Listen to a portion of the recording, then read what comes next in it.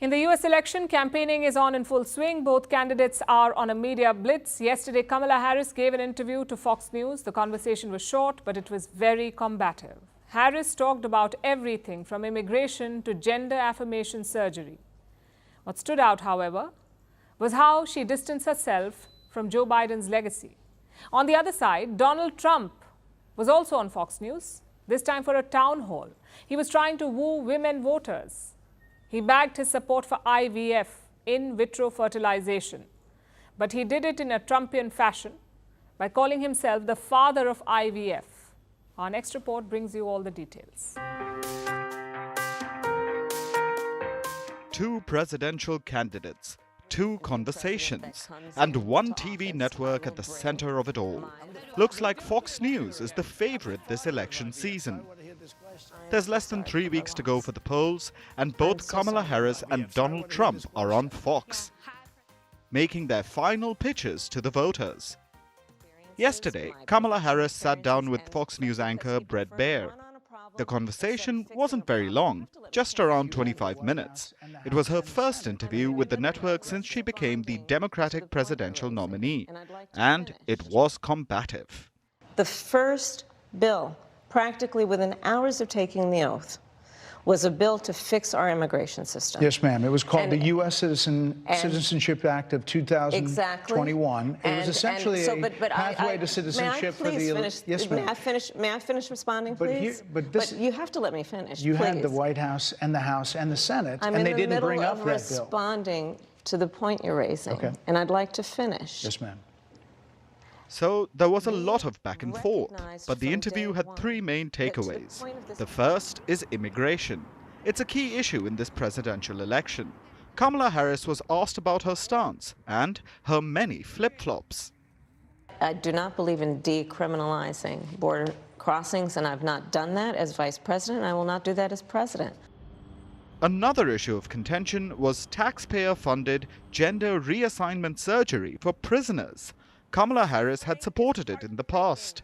The Trump campaign has slammed her on the basis of this. So she was questioned about it, and Harris had only one thing to say. She said she would follow the law, but stressed that it was the same law that even Trump followed. In fact, the federal law has been in effect since February 2018. Which brings us to the third issue, Harris's predecessor, Joe Biden. Biden dropped out of the race in July. He endorsed Harris. I've served with her. I know her. I trust her. She got the nomination and his funds. Until now, she's embraced his policies. But recently, the vice president seems to have done a U-turn. She's keen to distance herself from the Biden administration, the same administration that she was a part of. My presidency will not be a continuation of Joe Biden's presidency.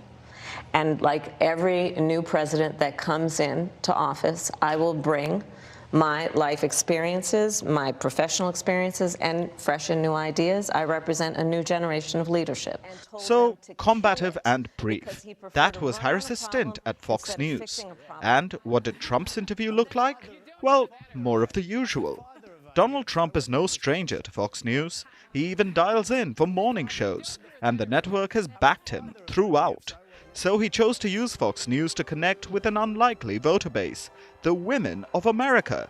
And he tried to woo them in true Trump fashion. I'm the father. You don't hear that every day. I'm the father of IVF, so I want to hear this question.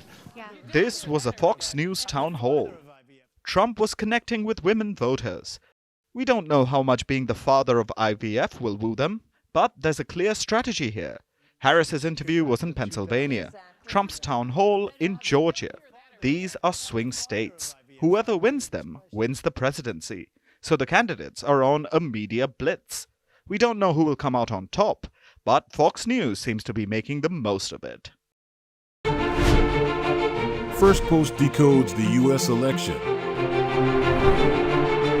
Explains how America chooses its president. Your primer on the race to the White House. Everything you need to know about how America votes and its global implications. U.S. Election Explained. Every Monday and Thursday only on Firstpost.